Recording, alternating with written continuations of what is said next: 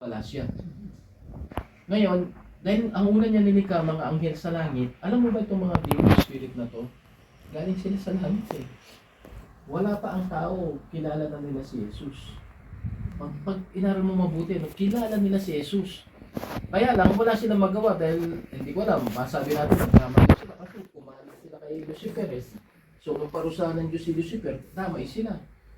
Kaya wala silang magawa, magagawa na yung parusahan sa kanila, yung impyerno. Ang ginagawa na lang nila ngayon talaga, malaya silang nandito sa mundo, nagtatangay sila or pinipigilan nilang marinig ng tao ang mabuting balita. Kasi ang mabuting balita lang yung sa impyerno. At ito na nga, pumunta sa isang bayan, ang gagawin sana ni Jesus, kumbaga sa conqueror, ano yung conqueror?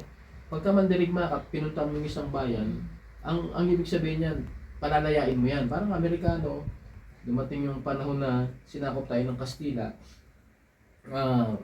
sa kasaysayan, sinasabing pinalaya tayo ng mga Amerikano, pero minsan may mga twist pa yan eh. Tapos nung sinakop